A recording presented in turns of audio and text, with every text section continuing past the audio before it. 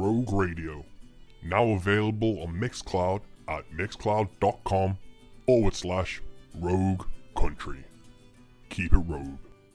Hey guys, welcome to episode 18 of Into the Van. I'm Mike West and I am so excited about this episode. You really don't know how much this episode and this guest means to me.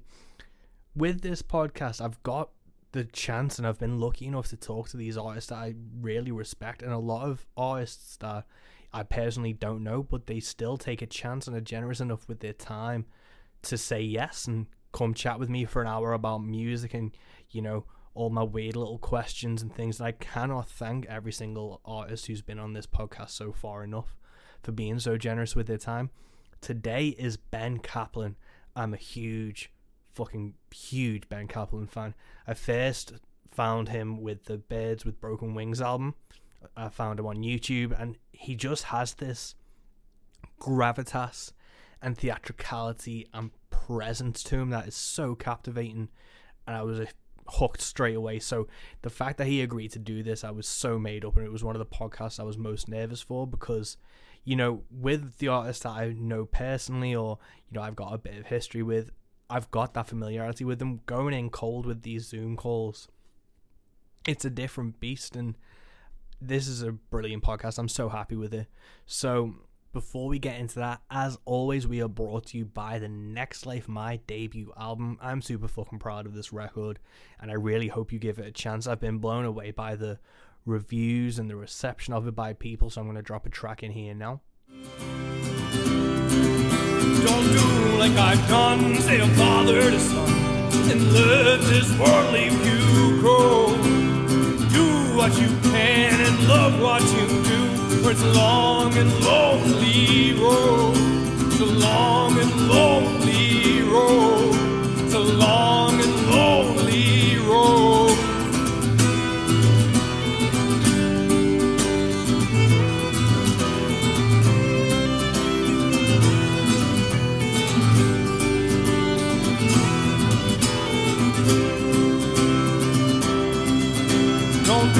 I've done, say a father's son. And I really hope you dig it. I really hope if you haven't listened to it or you haven't heard my music, please go check it out. It's something that I, you know, invested a lot of time and energy into. It's something that's got, you know, I wore my heart on my sleeve for this record, and I put everything into it as a musician should. And this is the hill I'm going to die on for the foreseeable future. So love it or hate it, this is my album that I am going to be plugging and pushing as much as I can. But I really hope you dig it. I really hope you dig the podcast that we're doing now with Ben Caplan. You know, Into the Van has been a fun journey for me, and it's been a real grounding point and, you know, a way to keep my sanity during this lockdown and this pandemic. So if you do enjoy Into the Van, please go leave us a review on iTunes or Spotify or Acast or wherever you listen to it, because that all apparently helps. But without further ado, this is a podcast with the mighty Ben Caplan, who I'm a huge fucking fan of. He's a Canadian musician who is just, you know, he's put the hours in, he has grounded it out, and he is a musician you should love and respect, and you need to go listen to his albums as soon as this podcast is over, because he has a wealth of experience and talent that you just need to listen to. So, episode 18 of Into the Van with Mike West and Ben Caplan. Welcome to Into the Van with me, Mike West.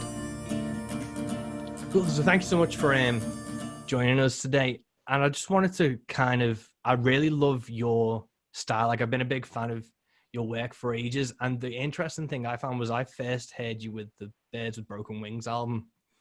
And the first video I ever saw of you, I think it was you playing in a park in Germany doing the title track. And you do this thing to the guitar that still makes me like cringe to this day, where you hit the chord and bend the neck. Yes. Like, did you ever go too far on that guitar and snap the neck off, or is it just like? It's never happened yet. No. Yeah. And I've tried that. I've tried that with a whole bunch of guitars. They're typically built fairly robustly. Yeah, that's the thing. I've had a guitar in my hands before, actually, now that I think about it, where I went to go do that thing and I just could feel the guitar disliking what I was doing, and I immediately stopped. But yeah. And what's your go-to like guitar of choice? Because that was a Guild in the video, was it? I believe. Yeah, so I tour with two acoustic guitars, and they're both Guilds. They're both Guild jumbos, and if for me, I was looking around for guitars. I don't have any, brand loyalty per se. I'm not much of a gear nerd, Mm. but I was just, holding different guitars in my hands and playing them, and I picked up this Guild, which was probably one of the cheaper guitars in the room that I was in. And I was mostly in that room just to see what I couldn't afford.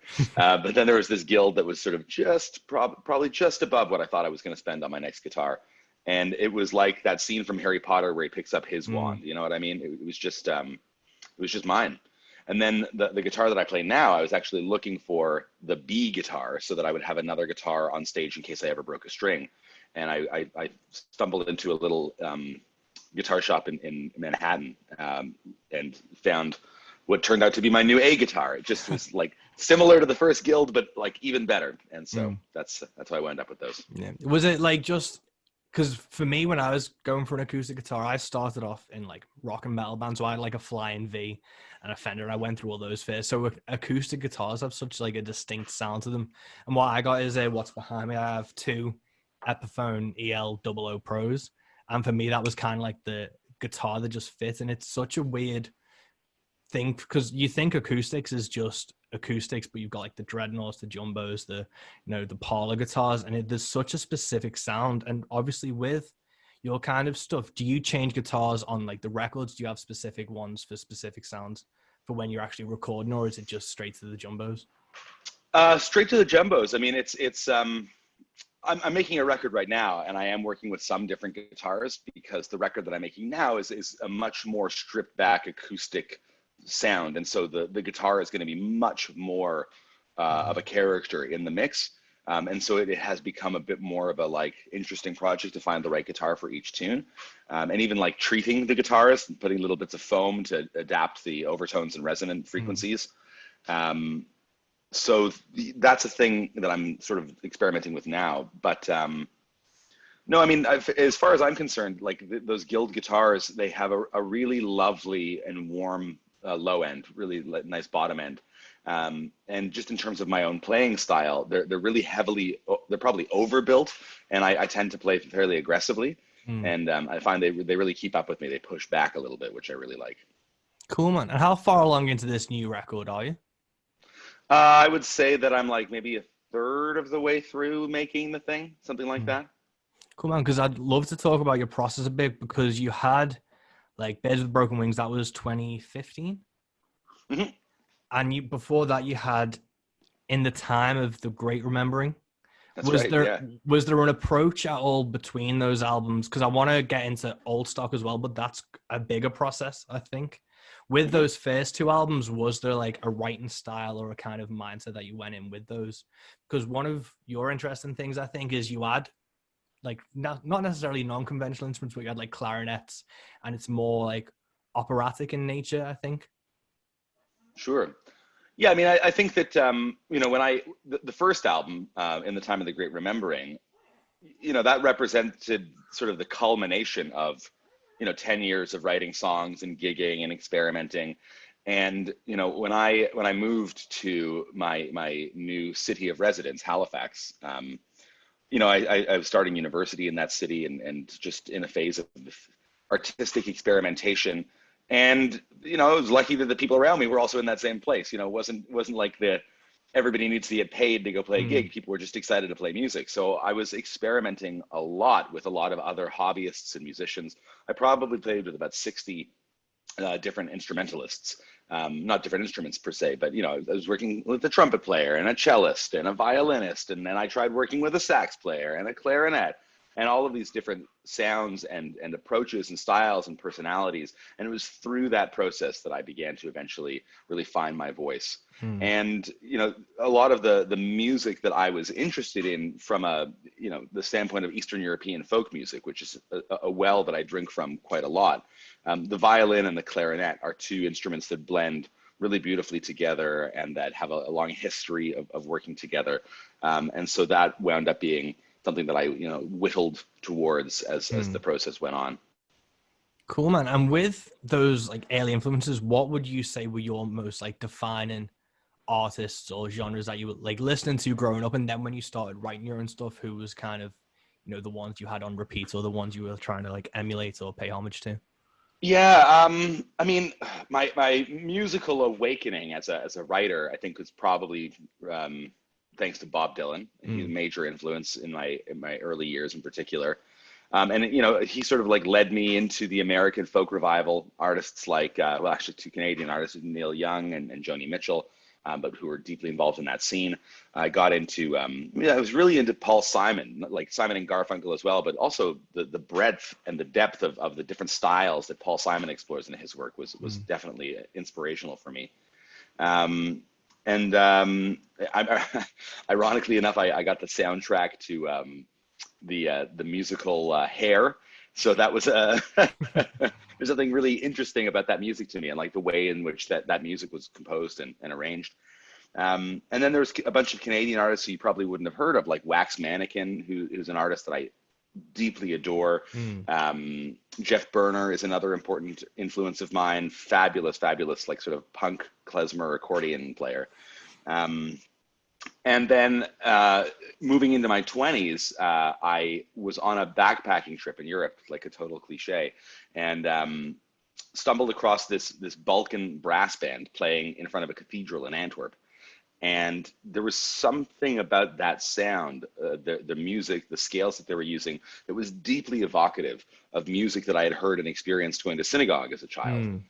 And I had never related those sounds and those modalities and those scales with my interest in folk music and in playing guitar and in writing. Suddenly I hear this performance, this live performance from this band, and it just clicked of like, oh my God, I have this deep connection to a musical tradition that I've never even really looked at before. It always existed in a different silo. So that began a process of really digging into Eastern European folk music traditions and looking at styles from different regions and areas, and the cross fertilization of different styles in a densely packed region with lots of different people. And I think, you know, it's that process, that journey that sort of kicked off the kinds of approaches that you hear on all my records, I think. Yeah. So going with the Eastern European things, was there a lot of, you know, theory and sitting down to learn those scales? Was it a discipline then for you to try and discover that type of thing? No, because I don't actually read or write music. I'm technically illiterate. So for me, it was all just about listening and allowing it to be filtered through my own perceptions and then poured back out again. Cool, man. Like I was talking, like going back to Paul Simon, I was talking to my friends the other day because we were talking about the Disturbed cover of Sound of Silence, where they seem to like act like they wrote it, and it's really like annoying thing to see. I've seen them at a few festivals and stuff, but I went to see Art Garfunkel when he played Liverpool ages ago after he'd had like his vocal surgeries. He came back and he was talking about how brilliant a songwriter Paul Simon is and how he came around to Garfunkel's apartment one day, sat down and played the whole of Sound of Silence in one go to him to be like, I've just written this new song. And I think about those iconic songs that someone just kind of pulled out of the ether and brought out. And it always kind of baffles me that iconic song was just played in a kitchen one night. And just the idea of the actual songwriting and the principles behind it is a mesmerizing thing. And it just shows how in tune a writer Paul Simon is. Sure. Yeah, I mean, I think that there's songs that I've written that have taken years, where it takes a really long time to like figure out what the essence of the song is and figure out how to arrange it and how the chords should be moving and what's the right structure. And then there's songs that happen in an afternoon. And the ones that happen in the afternoon are usually way better tunes, but they just don't come that often. So you got to work. With like, for an example of one of your songs, Ride On, do you remember how that song came about or the process behind writing that song? Only very vaguely, to be honest. Yeah, I think that one was probably written in a day or two. I don't remember struggling with that one per se. I think that there was probably, the thing that I'll often do is I'll overwrite, write more verses than I need, or write more lines, more couplets, more whatever than I need, and then go back and work through it. So I'd be lying if I said I remembered in detail, but I have a vague awareness of like, doing some editing on that tune. It's not one of those ones that just sort of came out like a full egg, but that was one of the quicker ones. And then jumping from that record to Old Stock, which was a theatre production as well, you worked with like a playwright and a director on that. Which kind of ideas came first for the songwriting? Was there a more trial and error process or bouncing ideas off process for that record? Yeah, the way that it worked was the director and co-writer of the songs called me up and asked if I wanted to make something with them. And so it was like there was a period of probably 3 or 4 months of trying to figure out what kind of a thing we wanted to make. What were the themes going to be? What was the narrative structure going to be? What was the sort of setting of the show? And I don't mean location, but I mean like, how are we going to, bring the audience into a story, and why is the story being told, and all of these kinds of things. So after 3 or 4 months of workshopping and trying to write some things and then hitting ideas back and forth, in a way, we had nothing to show for ourselves except for all of the things that we'd ruled out. And then we decided to make a show about immigration and refugees. And once we were into that, at that point, we decided we ought to collaborate with the playwright Hannah Moscovich, and the ball sort of, rolling down the hill even faster at that point. But I didn't have the privilege of reading any of Hannah's writing of scenes and text of the narrative action of the play until after at least 3 or 4 songs had been written. So it was just a sort of thing where we would talk about like, okay, well, what are the kinds of songs that we know we're going to need for this show? And we get to imagine, the song You've Arrived, excuse me. I think the song You've Arrived was maybe the first one that we wrote for the show. And it was because Christian said, okay, Ben, we know that at some point they're going to arrive at the pier in Canada, and there's going to be some sort of arrival moment. Maybe there should be a song for that. And we started off down the path. Although I should say that I very consciously thought that I didn't want to write songs that sounded like music theater. I wanted songs that weren't going to be moving the narrative forward, but that would deal more with subtext rather than text. So is that I could make songs that would then translate into an album. Like I knew that I wanted to be able to tour this project through concert touring and through putting out a record, as well as making a play. And You've Arrived as the first song is, I think, the song that I accomplished that the least on. I think that song is very music theater. And it was because I was having a difficult time imagining what the aesthetic of the piece was going to be. And so as we continued to work, it became clear to me like how to write songs about the subtext of a scene and how it was all going to fit together. And as that vision became clearer to me, the songwriting progressed. That's interesting. And you said like you had early, was a Hairspray one of the soundtracks you had? Was it like, did you have a musical theater? I'll correct you, not Hairspray. No. Hair. Okay, Very different sorry. shows. Very different shows. Yeah. Hair is from the 60s. It's like a real hippie kind of a thing. Yeah. And with that, did you have a musical theater background or like an interest in musicals before being approached for this or to work on this? Yeah, so I had done some theater training and some theater performing in my earlier years. When I was a teenager, I was really interested in theater and had probably performed in 5 or 6 different musicals, including Les Mis, shows like Pippin, Bugsy Malone was a cheesy one that I was in. What are some of the other shows I did? It's not coming to me now, but Into the Woods, great Stephen Sondheim show. So those influences were certainly there. I had been steeped in at least a half a dozen shows. I wasn't ever really one of the, like I knew in that era, a lot of music theater nerds, like people who could sing every word to the musical Rent was the big hit when I was in high school. And I've never seen Rent. I've never listened to the soundtrack. I listened to a couple of tunes and didn't really give a shit. So much of that music to me is just like deeply cheesy and not interesting.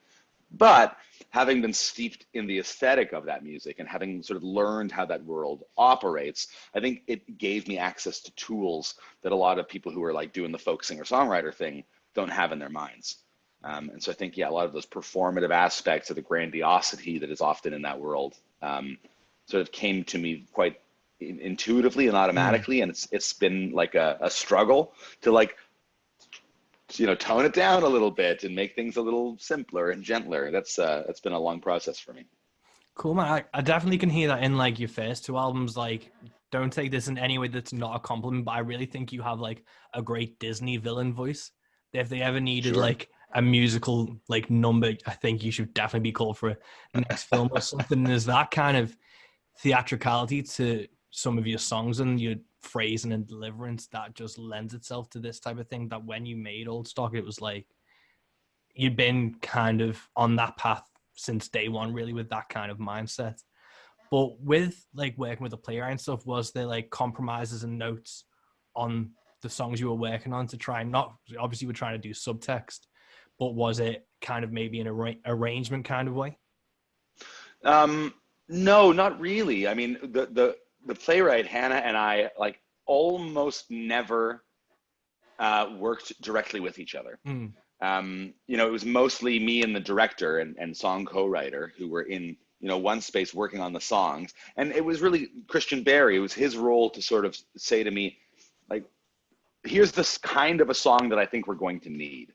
And at that point, I'm not always a great collaborator. Like I often have like a thought in my mind that is obscure even to me. And I'm like trying to figure out what it is or what the right adjective is or what's the right word or the thing that fits into a rhythm that I have in my brain. And then when I've got somebody else in the room who's like, I have an idea of how to solve it. I'm like, shut up, man. I got this, it's on the tip of my tongue. You just fucking leave me alone. So in that sense, I'm not a great collaborator. Christian was really generous in creating a context for me of saying like, here's the kind of a thing that I think that we want to be going for, or here's a theme that I think we should be working with today that I think will fit into what Hannah's working on. Or here's the next scene that I think is going to transition into this scene, and I think we need a song in between to try to make it work. So I was getting visions of the architecture of the show, and then working with somebody who was able to like give me gentle feedback and say things like, I don't know if that line is strong enough, or why don't we try going in this direction, and then giving me a pretty long leash to then explore those things creatively. And then once we got I would say 2/3 of the way done, maybe 2/3 of the songs were written, 2/3 of the scenes were written. Then we got together, the three of us, as well as another couple of musicians, to try to figure out how to fit all of the pieces together, which then revealed, okay, we're missing this kind of a scene and we're missing this kind of a song. And then that was the final third was much more of a collaborative process of talking to each other and figuring out what songs were missing. Truth Doesn't Live in a Book, for example, that song was written in that phase of like realizing, okay, we need this pivot point in the show, and how can that operate? That's really interesting. I'm glad you brought that song up because I was listening to that the other day, and it's got such a like overarching meaning to it. Was that a song that was difficult to write, or was that something that people collaborated with you on? Like, how much of that song did you kind of fully form on your own before presenting it to the team? I would say like 95% of it. I mean, I wrote it with Christian in the room. You know, it was me sitting on a piano and just sort of riffing. I mean, I think that the opening foray into the song, that little monologue, I think was mostly written in one pass, and there was maybe a couple of edits, but it was like kind of extemporaneously composed, just sort of like thinking through and, you know, trying to do some like freestyle rhyming on the go. There was definitely some editing after the fact to tighten it up, but you know, the rest of the song as well was just sort of like goofing around, you know, like always have a little bit of salt with your tequila was the first line that we wrote, and then sort of like that, so that kind of set the tone, and then down from there. I don't remember what the first chorus was, but it was the chorus that wasn't strong enough. And I remember we were doing the workshopping in a place called Banff in the Rocky Mountains in Canada, in Alberta.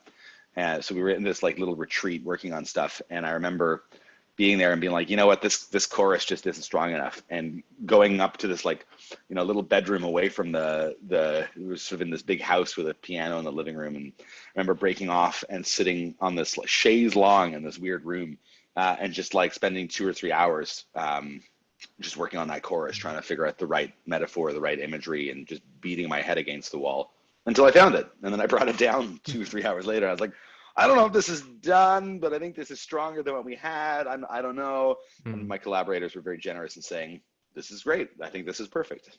Oh. Awesome. And with that kind of monologue and some of your stuff's quite rapid fire and wordy, do you use pen and paper and try and remember it, or do you have like, because I have an app on my phone to record things that like, if I'm sat down to write, I'll normally have that recording in the background just so nothing slips. What's your kind of recording process for making sure you don't miss those type of things? It's usually pen and paper. I just use the voice memo app on Mm. my phone when I'm sitting with an instrument to remember melodies, or I'll sing a melody into my phone. Um, but yeah, I'll sometimes write down whatever the chords would be above the words, as if I was reading it off a online chord thing. Mm. Um, and if I want to remember the voicings that I'm using, or any like particular information about the chords, I'll either like dictate that to my phone, or while I'm playing it, so that I remember how I started composing it. Mm. And with Old Stock being a theatre production with like costuming and more of like a direction to it, you obviously had, years of touring under your belt. Did you have to approach Old Stock on stage as a different thing to when you were playing? Was it a different mindset you went into for that? Totally, because I mean, I'm not really exactly me when I'm Mm. performing on stage as Ben Caplan. It's a caricature of a human being, and it's a sort of persona that is authentic in many ways, but it's also exaggerated and enhanced in other ways. Like, I would never talk to somebody on the street the way that I talk on stage. It's much more grandiose and whatever. But uh, despite all of that, it's all of my banter is improvised. Like, I don't prepare. I mean, there's certain jokes that I'll tell a couple of times that I'll go back to, or transitions that I thought were clever that I'll try to remember. But for the most part, I'm just going off of instinct and improvisatory gusto. Um, and if I want to change up the set list, or if I want to drop a song or add something new, like, that's all my call, and I bring the band with me, and we're all sort of like on this journey together. Mm. With the theater show, there's lighting cues, and there's like the arrangements that are sort of timed out, and the way that the music relates to the action, and the way that the action relates to the lights, and all of these different moving pieces. So it's about like rehearsing it and nailing it down, and then executing. Mm. And so there's still room for exploration, but the exploration and the improvisation and the subtle changes are operating on a level of granularity and on a Mm. scale that's much, much, much finer. And so one of the things that I struggled with moving into touring that work as extensively as I did was kind of the boredom of repeating the same exact thing over and over again, where the music isn't really changing, at least not in as big of a ways as the Mm. songs change when I'm touring with my band. Certainly there've been subtle things that have shifted and adapted and changed, but it's all on a way different scale, much more granular. So that was challenging to adapt to. But I'll say that, having performed that show now 260 times, or however many redonkulous number of times I've done that exact same thing on stage, the more times you do it, the higher the resolution is of what you can analyze and be sensitive to within a Mm. performance. And so that has been a great opportunity for me to grow as an artist, being forced to repeat a thing so many times. I've like really learned all of the things that I can learn about those songs.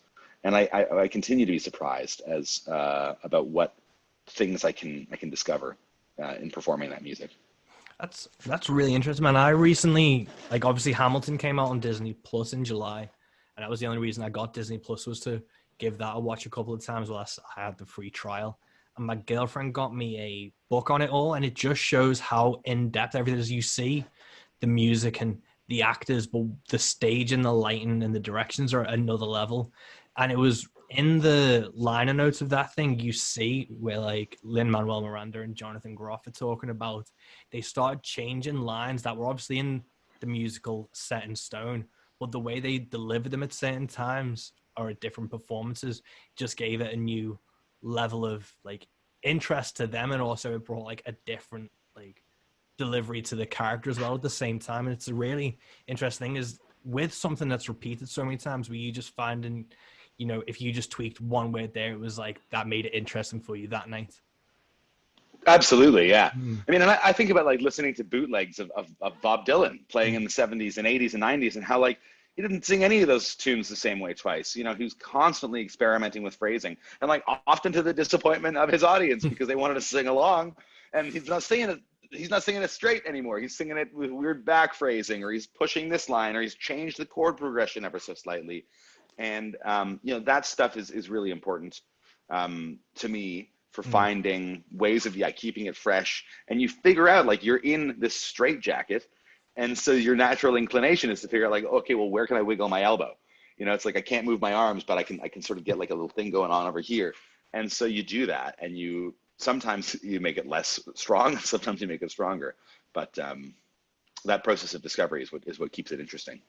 Cool, man. And going back to what you're saying about, you know, the on-stage Ben Caplan being almost an exaggeration, was that something you came to out of, because I know for me, a lot of what I did early on was out of, you know, bravado and a false sense of confidence, because I was 19 when I first started playing on stage, and it was a lot of that metal, you know, kind of faking it till you make it attitude where you're trying to force an idea or a whatever. And then as I've started playing on my own and being an acoustic artist, it's kind of, a lot of it is just what I do as normal and kind of talk as a thing. But sometimes out of like a lack of confidence, or if the shows are going well, you start pulling on different like emotions or ideas with Ben Caplan on stage. Was that a progression out of like confidence or a protection, or was it something to try and engage with people outside of you, that was you on the street?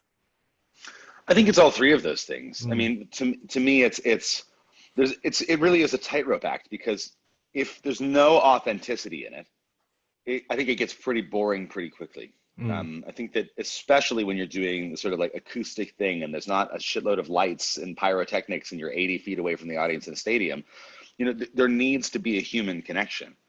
And I would argue, even if there is pyrotechnics and lights and you're 80 feet away, there still needs to be a human connection. So, you know, finding access to that authenticity is I think really important, but I think it's really difficult because it's the most vulnerable part. So I think absolutely, when I first started getting up on stage, it was like way more of a bravado and a persona and a, like, trying to do what I thought was cool. And then as you practice that, and as you do that, I think that you sort of whittle away at the bits of that are phony. And you find the bits of that are actually extensions of your own personality and things that you're emulating because it somehow resonates deeply with inside of you. And so, yeah, I think that it's been a process of discovery and figuring out how to be authentic, how to represent myself in a way that feels real, but that also is entertaining. You know, Jack Nicholson has a great quote about acting where he says that, you know, all these teachers are telling you to go on stage and be real. And I don't believe in that. When I'm saying, you know, when I'm playing the Joker, nothing that I do is real, but it's interesting. And so there's also a level of like figuring out what's interesting and what's engaging and what pulls people along. And there's something about art where you can tell a lie and turn it into the truth. You know, and so there's something about what, you know, fiction is different from nonfiction, and that you can access a deeper truth by telling a lie. And I think that there's a piece of that in my stage performance, of like exploring some of the elements of the human experience by blowing things up to a huge false scale and you know, telling these lies, not necessarily verbally, but in any sense, in order to access a deeper metaphorical truth about the human experience. That's really interesting, man. Like, I know there's a saying where it's like, you should never believe that what the artist is singing about happened to them. And I think that kind of, like, all songs are exaggerations, like, no matter what you talk about, even if it's the most honest, down to earth, like country song about a small town, there's still exaggerations and mistruths.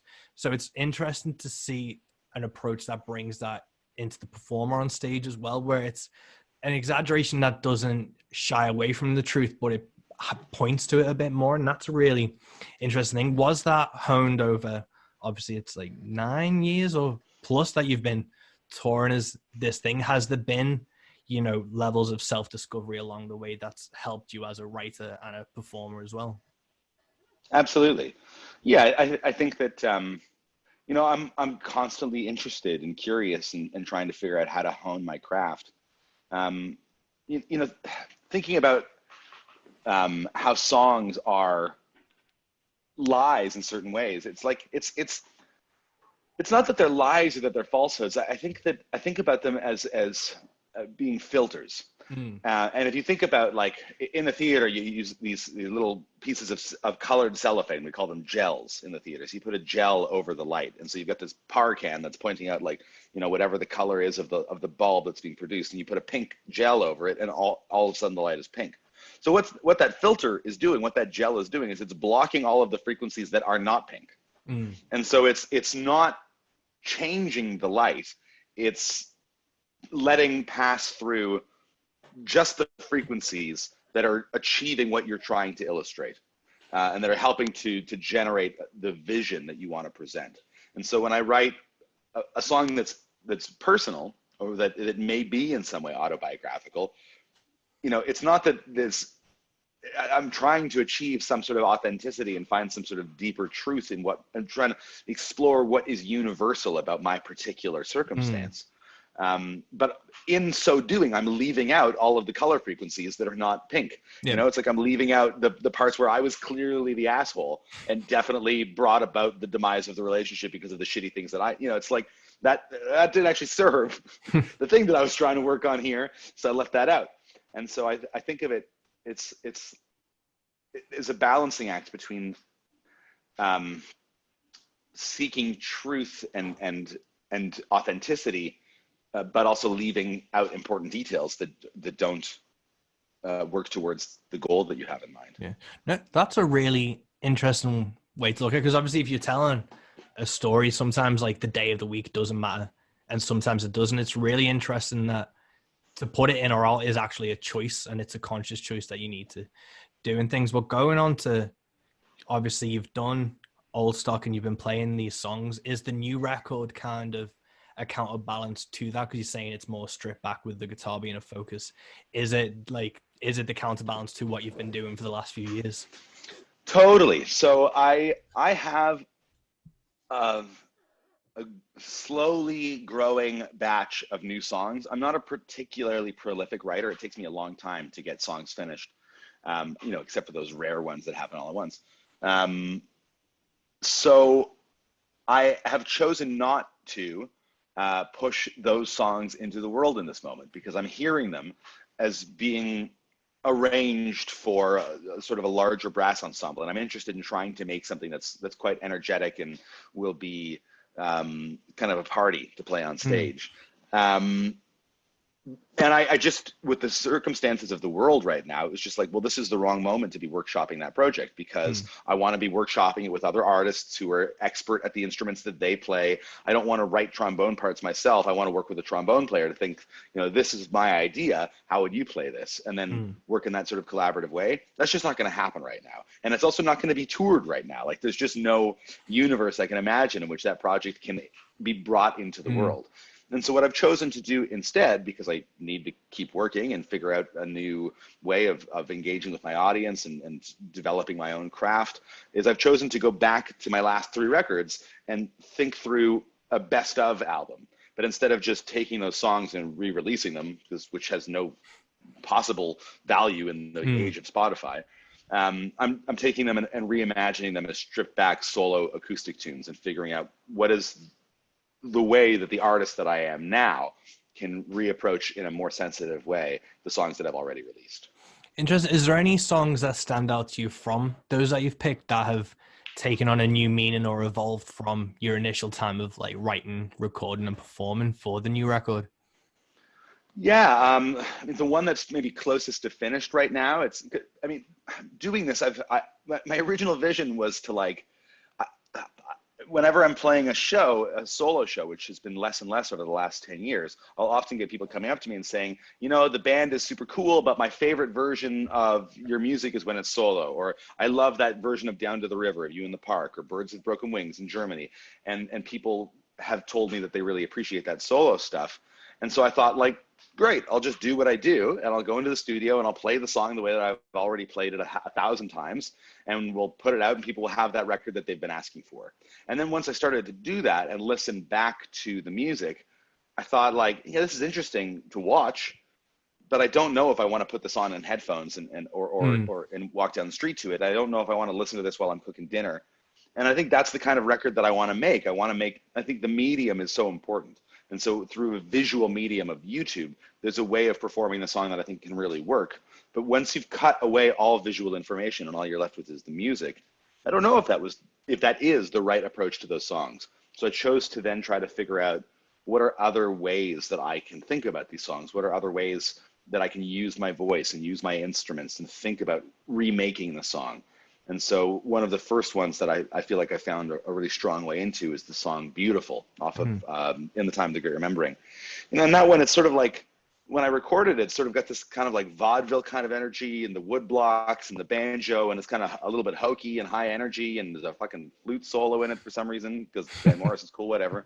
And I realized, like, oh, actually, this is a love song that I wrote about being, like, heartbroken and trying to, like, make a plea of, like, you know, why don't we give this thing a shot, even though you're pretty convinced that it's not going to work out. And so I tried singing it that way. I tried finding a way into that song that was much more vulnerable.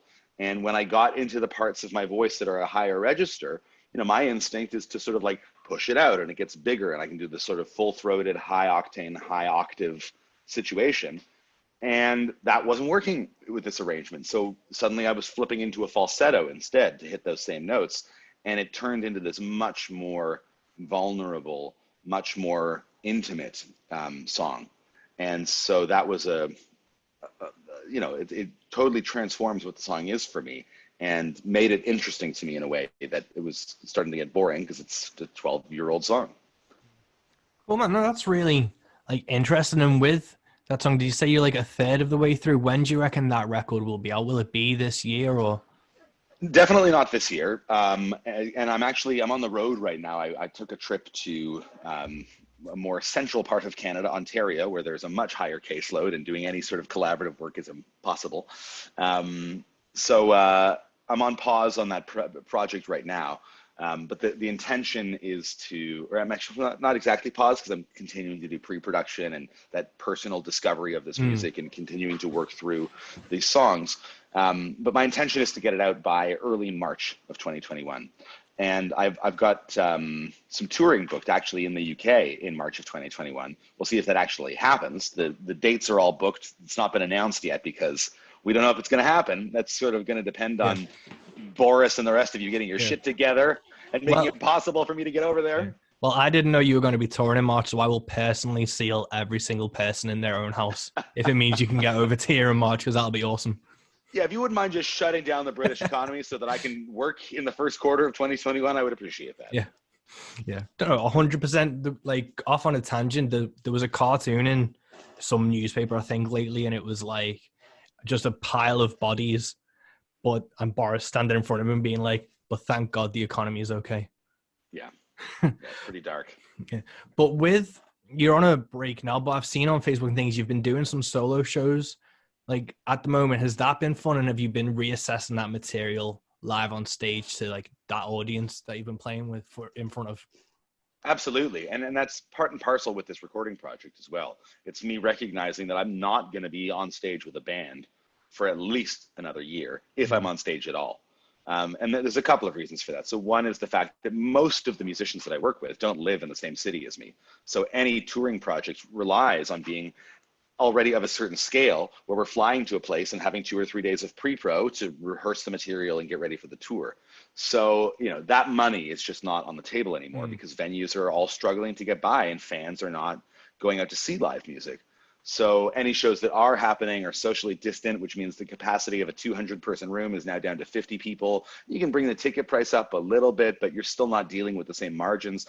So it's just, I'm not hiring session players or bandmates or whatever to earn a living wage to come on tour with me, because that's how I roll. I try to pay people a living wage. So that's just impossible. So it's now become clear that solo is how it's going to be. And so, yeah, every show is an opportunity for me to dig into the material, work on some new covers, find ways of tapping into the songs in ways that are interesting to me as an artist who's always trying to grow.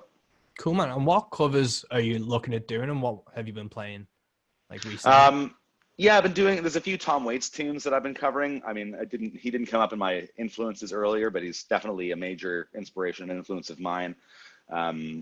The way that he uses language is really important to me. His use of imagery and his way of painting a scene rather than telling a scene. Yeah, so there's a few Tom Waits tunes. Been covering, doing an Elliott Smith tune, which is like so not my usual well to drink from, but he's got a great tune that I've been using. What else have I been covering? Couple of Dylan songs. I mean, it's like I'm really revisiting a lot of stuff that is important early influences of mine, and songs that I sort of like already deeply know and just didn't necessarily know the chords to.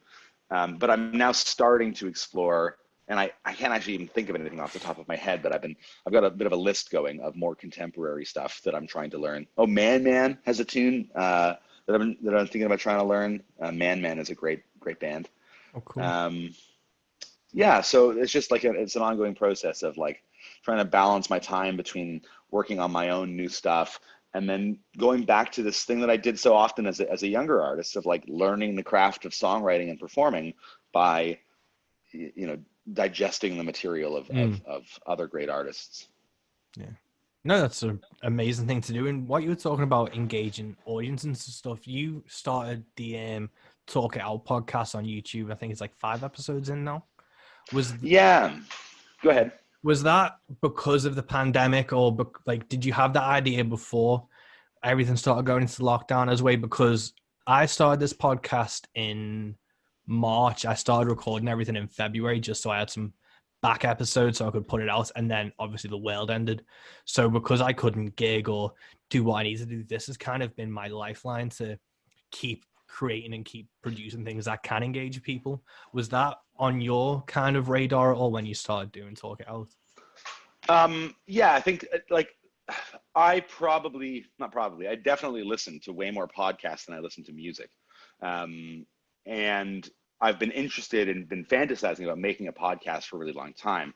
Talk It Out was for me like definitely a thing that started after the pandemic. And the pandemic was a thing that, like pushed me to like, okay, well, none of this other stuff is keeping you busy anymore. So you finally got time to learn this new ecosystem. And I chose to start by putting it out as a live YouTube thing because it felt to me like editing is a process that I really dislike. Yeah. And so doing it live and doing it with visual content and doing it via YouTube rather than RSS feed into podcast streaming, whatever apps, felt like a lower stakes way of doing some learning and development. And so I created 6 episodes. The 6th one, the audio didn't track, which was just such a bummer because it was maybe my favorite conversation. But it was like, and partially because of the disappointment of that audio not tracking, and partially because I think I figured out kind of what I had set out to learn. I stopped doing the YouTube things and decided to pull back, reassess, refigure out the structure and the format, do that work personally, and then relaunch it in the new year as a full-fledged podcast. So that's a process I'm engaged in now, and I'm just in the middle now of trying to put together a Patreon package, Patreon situation, and I'm actually working with a production company that's going to actually do the whatever editing and stuff like that to get the thing packaged and distributed for me, because I just know that if I'm doing it myself, it's just not going to happen, and it won't happen to the quality that I aspire to. So I've decided to risk a little bit of capital to get it up and online the way that I want it to come out. And then hopefully my fans will meet me and support the work with some dollar bills. And if not, I've made a commitment to make 10 episodes. And if it's a money losing venture after that, then I'll, pull the plug and try something else. But that's where I'm at with it now. That's good, man. That's really interesting. And the one thing I've kind of been not necessarily surprised at was podcast is such an interesting format. And I kind of took my lead from like the LA comic scene, where I was influenced for podcasts by like Bear Kreischer and Tom Segura and those type of podcasts. And it was surprising how little musicians are actually in the podcast game at the moment from what I've seen or tried to listen to. There's been like Chris Shiflett with Walking the Floor and Joe Pug, but considering how in between songs musicians are such storytellers and in songs they're storytellers, to not have these people doing podcasts is kind of a shame, I think. So I'm super stoked that you're going to be bringing one out. I'll definitely be listening to that one. But do you think there's more of a market for musicians to do this? Because I think especially during the pandemic, it's such a great way to engage with people that is necessarily overlooked. Sure. I mean, there's a cliche that everybody has a podcast. And it's true that the marketplace is really dense. I mean, there are thousands of podcasts, and it's so hard to even make a podcast that will be discoverable if people are looking for it, because the market's so slammed right now. But I think that's a great thing. I think that, it's great for people who want to listen to podcasts because there's a lot out there. But it's also difficult to navigate it and to make something that can be discovered. So, yeah, I think that you're right that there's probably way less musicians and songwriters who are out there doing that thing than we see in the comedy world and things like that. And I think that it would be a great thing to have more of that stuff out there. Yeah, because that's one of your things. Because I remember some of your YouTube content was really fun. Like I remember you did the bed tour, like you did the map where you were circling things and stuff. Has that been like a conscious thing to engage with people that, I think again, it's a lot of musicians kind of either shy away from or don't think of. Was that something you consciously wanted to do with that type of like content? Yeah, totally. I mean, my thing is like, I'm not great at visual storytelling and at video production and audio production. It's just never been the thing that I've really intuitively jived with or had excellence at achieving. So I almost always with those kinds of things, I'm working with another artist who's getting paid to support the thing that I want to bring into the world. So those things are able to happen in the moments where I have like Arts Council funding or a government grant or money from a label to support a release. So that, that Birds Tour project happened because I think I had a folder of like, $2,000 or something like that I could spend on some video production. Oh, cool. And so hired my friend to put that stuff together with some collaborative conversations about what it would look like. And I have done less of that stuff than I would like, but that's just because I don't always have money to pay artists to support me. So, now I'm in this moment of like realizing that having put a huge emphasis in my career on live performance, that has basically entirely gone away. And so now it's an opportunity for me to actually very intentionally figure out how to make the economy of other kinds of media work. Yeah, that's completely the same wavelength I've been on, where it's like if gigs, which I've been doing, consistently for about 4 years has gone, what can you do then? And the podcast, and I'm looking at video things to just try and it's, you don't want to say stay relevant, but it's to stay at the forefront of people's minds because you can just slip away easily from, a Spotify shuffle can just like get rid of you on someone's playlist. It's a really difficult thing to do without touring. You say you've got hopefully UK dates next year. Is this like with your approach to touring, was it in the initial stages, was it all independent touring or have you had help getting those dates booked in as you started like growing?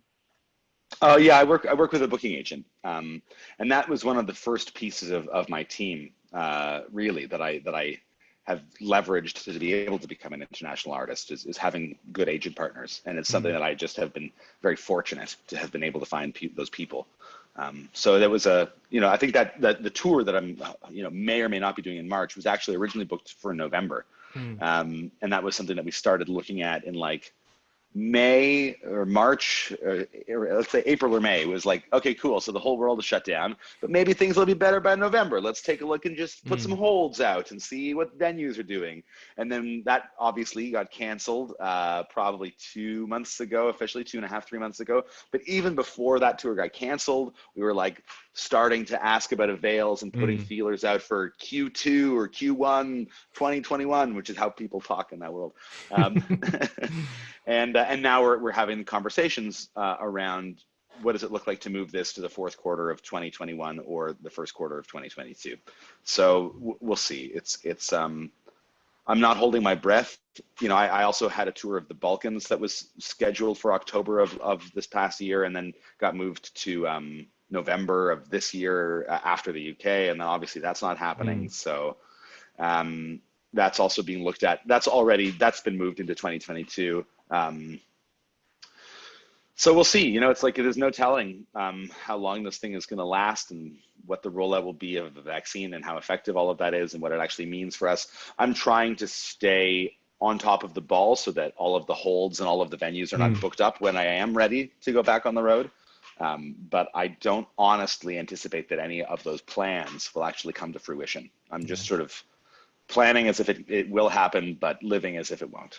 Yeah, I think that's the best kind of way to be at the moment. It's just such a thing, because I've been looking at booking tours and stuff, and with the UK, like the arts and the venues didn't get funded properly or funded at all. So a lot of venues have been left high and dry. So it's even if I book a show there, will that venue even be there when it comes time to tour? And it's really just like interesting and difficult state of play, and it makes such like going over to digital and trying to engage with people such an important thing to do. But going back to actually touring, was there anything from like the Birds tour or when you've toured extensively, like the lessons you've took away that you've consistently applied to future tours and future dates? It's interesting. Definitely thousands of things. It's hard to like figure out what all of them are though. A lot of it's like logistical stuff, like when you have a long drive day, don't sleep in the city that you're playing in. If you got a long drive the next day, get an hour out of town and sleep at the cheaper roadside motel. Those are things that I've learned along the way. The kinds of things that like the snacks and the meals that get eaten on tour has become like I have a deep awareness of the importance of that. Like I make sure I eat a lot of greens every day. I'm not a strict vegetarian, but I try to eat more as a vegetarian when I'm on tour, just to try to like make sure that I'm treating my body right. Figuring out the structure and the schedule of a day to make sure that I can like have 9 hours scheduled to be in a bed so that I can actually sleep for 8 hours. Which doesn't always happen, but I've learned that in order for my voice to be tip-top on shape every night, that's the most important variable. Shitload of water is also really important, but the sleep is the biggest thing. And in terms of like being on stage, it's all so subtle. Like I don't know if I know how to talk about what those lessons are.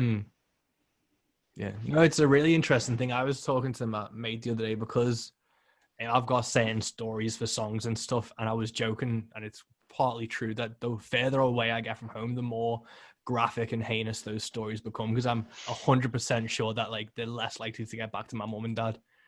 Yeah, sure. So someone in Netherlands knows a completely different story to when I'm playing at home and it's an intro to a song. But we're hitting up to the hour mark, and I don't want to take up too much of your time for today. But you've got the album you're working on at the moment. You're currently doing some solo shows. Do you have any projects that you're working on as well throughout that? So you've got the podcast and the solo shows, the album. Is there anything else that you're coming up for 2021, 22? There's like one or two other little things that I'm working on. One of them is a potential new theater production. And the other one is not something that I'm ready to talk about yet. So, but I've got irons in a number of different fires right now. Cool. And with the theater production for the future, is it your own production that after you've seen with Old Stock, is this something you're driving forward ahead with like your own vision and script or? Not at all. No, it's going to be something working with the same team Oh, from Old awesome. Stock with Christian Berry and Hannah Moscovich. They're two artists that I deeply admire and respect, and felt very lucky to work with the first time. So the three of us have decided to get together and try to make a new thing together again. Oh, amazing, man. Well, I'm looking forward to hearing that. Yeah, thank you so much for talking to me today. It's been a really honor, and I hope you get here in March. And if you're not, whenever you're in the UK, I'd love to sit down and have a chat to you again, if that's cool. Absolutely, that sounds great. Cool, man. All right, thanks for the call. And there we have it, folks. That's episode 18 of Into the Van, Into the Back. And I really hope you enjoyed this. Please go check out Ben Caplan's music. He's a phenomenal songwriter, a really interesting guy, and his voice is something that you really need to have on your playlists and in your rotation, because it's just an undeniable talent. So I hope you dig this chat. I hope you dig The Next Life. I hope you dig Birds with Broken Wings and, all of his albums. And yeah, just keep supporting independent original music and supporting artists and creators. And I hope whatever project you're doing, you're throwing yourself into it with enthusiasm. And until next time, guys, peace.